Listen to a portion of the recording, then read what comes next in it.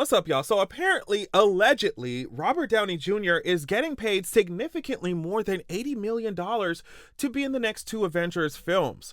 Now, someone asked why Agatha's magic... Sorry.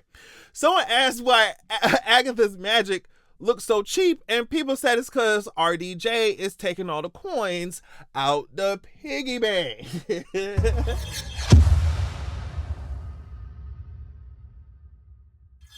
Now, I already talked about how I do not like the decision for Marvel to rehire RDJ. If it ain't for a Tony Stark flashback or something, like, y'all could just keep it. A very short Tony Stark flashback, y'all could keep it. I won't dwell on this terrible decision too much since I already ranted about it in the video that you can find in my description. But yeah, I think it feels regressive. I think it feels like the MCU is scared, especially after the whole Jonathan Majors Kang thing, the Kang fallout. Like, they know RDJ's face prints, it literally prints money. But regardless, it just feels cheap to me, and y'all can try and justify it with whatever comic book or multiverse or variant logic you can think of. I'm just still not budging. I don't like this casting for Doom, period. But then when I heard that he's getting paid significantly more, that's what the article says, significantly more than $80 million to do this, I was like, whoa, they're really banking on this. And I'm sure it will work. Like, I'm sure they're going to hit their numbers. I'm sure finance-wise, like, it's going to make a profit, right? But I'm just like, is this sustainable?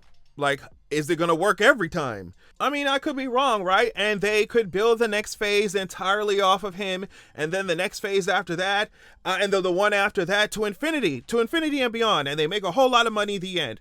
But I mean, you have to wonder how sustainable this all is. Variety says, after a bruising year, Marvel is returning to the very things that worked in the past. That means reuniting with the franchise crown jewel, RDJ, as well as the Russo brothers, who directed the two most successful movies for the studio with Infinity War and Endgame. But bringing back key members of the old gang won't come cheap. Sources say Marvel is plunking down $80 million for Anthony and Joe Russo to direct Avengers, Doomsday, and Secret Wars, and significantly more for Downey to tackle uber villain Doctor Doom in the two tent poles. The Russos' deal doesn't include back-end compensation, but it does contain performance escalators that kick in at the $750 million and billion-dollar thresholds. Now, they said Russos is getting $80 million for two movies, and Robert Downey Jr. is getting significantly more than that. And so when they say significantly more, I'm putting the estimation at like 100 million plus, like, okay, 100 million plus for Robert Downey Jr. alone. So you mean to tell me that y'all already spent it's $200 million almost, right, on movies, and we ain't seen it yet. It's just so crazy how Marvel can spend all these millions and billions of dollars on stuff, and then we see it, and it's just like, girl, a fan on YouTube could have made this movie. You see what I'm saying? Now, to be fair, RDJ making more than $80 million off of two movies is not unprecedented in the slightest. It's not a strange kind of deal in the film industry. There are plenty of actors who've been paid around that range or more. For example, Sandra Bullock made like $70 million for Gravity. Leonardo DiCaprio was paid $50 million for Inception. Robert Downey Jr. himself previously earned $75 million for Avengers Endgame due to back-end deals. Okay, so it's not like the deal is so strange, but at the same time, like, y'all are paying this guy millions of dollars, and I know it's industry standard or whatever. Like, I'm just saying in general, I'm speaking to the process in general. Y'all are paying this guy millions of dollars, and someone tweeted this. They said Peter David, creator of Spider-Man 2099 and legendary writer on The Hulk and Young Justice, had to make a GoFundMe to pay his medical bills. Someone else said, I will repeat it until I'm blue in the face. I made $12.50 an hour working 70 plus hours a week on Black Panther Wakanda Forever.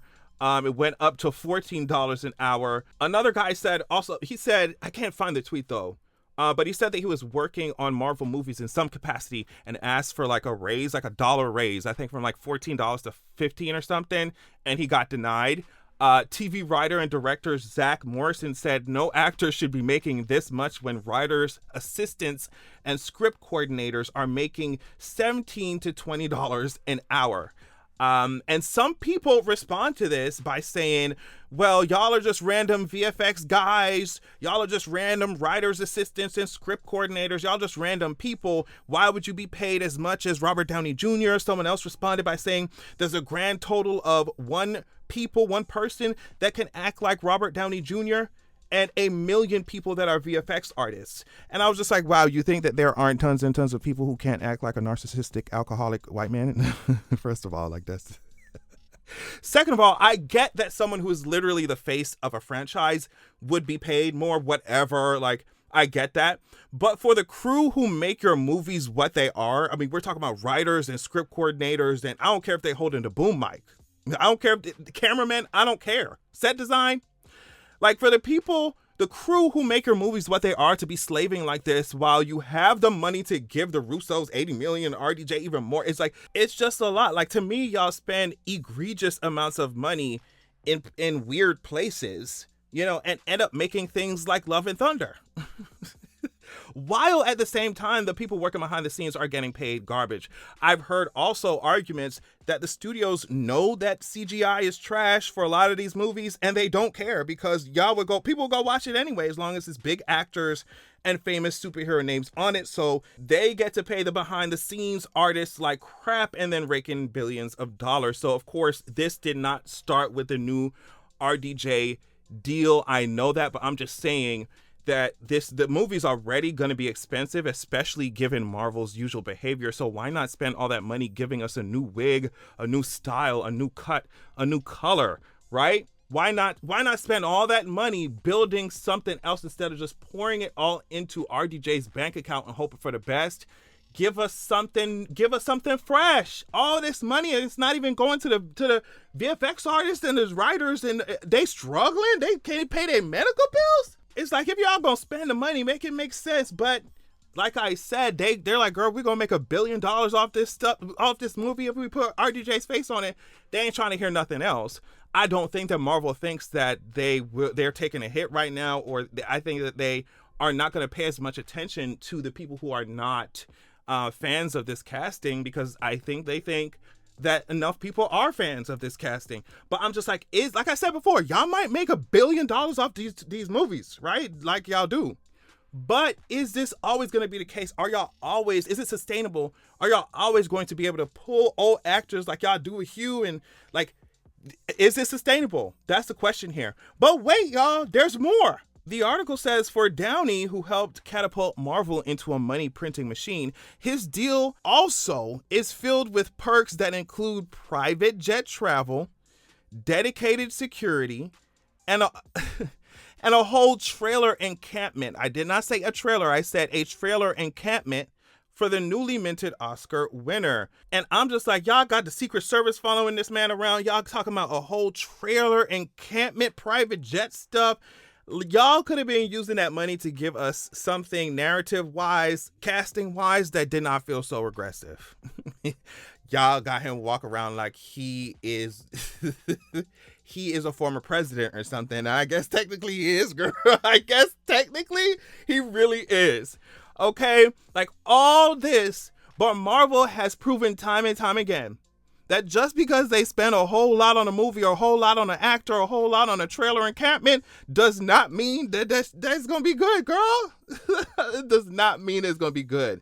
The article continues. Variety previously reported in a cover story on the studio's woes that Marvel was considering pivoting from Kang to Dr. Doom as Majors' problems mounted, and that Chief Kevin Feige was keen to bring back Downey. Sources say Downey agreed to return to the MCU if the Russos would be directing. They were the only ones he would work with. So yeah, I mean, just across the board, not only with Robert Downey Jr., like just the way that the industry works, the way that Marvel sets up their stuff, I think it's crazy to have like, your crew, the people that you need. Everybody's important when it comes to making a film. Everybody's, like I said, from the set design to costumes, whatever, like it's important. I think it's crazy to be pouring all this money into a couple people at the top, and then the wheels, the cogs that make the machine work, they got to go, make GoFundMe's for medical bills and stuff.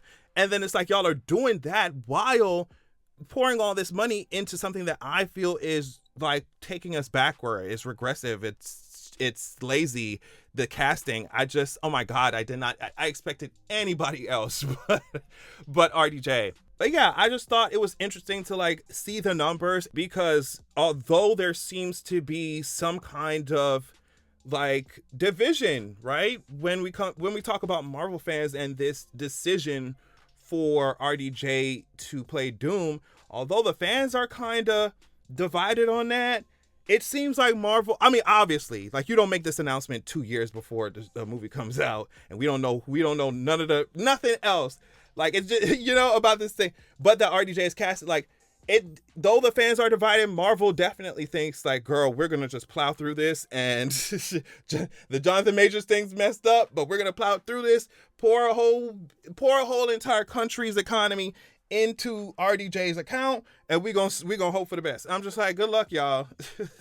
To me, it's gonna feel like Tony Stark walking around with a cape. It's gonna feel like Tony Stark walking around with a cape. I'm tired, y'all. I'm tired. Tell me what y'all think about this. Love y'all so much. And I will catch y'all later. Peace. All right, y'all. Make sure that you're going to www.zeraxia.com. When you join the wait list there on the site, you will be the first to be notified when I drop my sequel. Also, you'll immediately get chapter 1 of my upcoming sequel of the upcoming book sent to your email as a PDF. So check that out. Also, this is a different excerpt from my upcoming book, so you definitely want to pause to read if you're trying to get your life. Keep in mind that this upcoming book, this sequel, is following up the first book that is already released called Zeraxia, Wrath of the God King. I released it a few years ago. It was my introduction to writing fantasy and stuff, so just go easy on me. But either way, as you can see here, it's given 4.9 stars. It's given 4.9 stars. So yeah, check out Zeraxia, Wrath of the God King while you wait for Zeraxia, The Vengeance of Coldwind, right? And go to Zeraxia.com, sign up, join the wait list, get your free chapter. Thank you so much.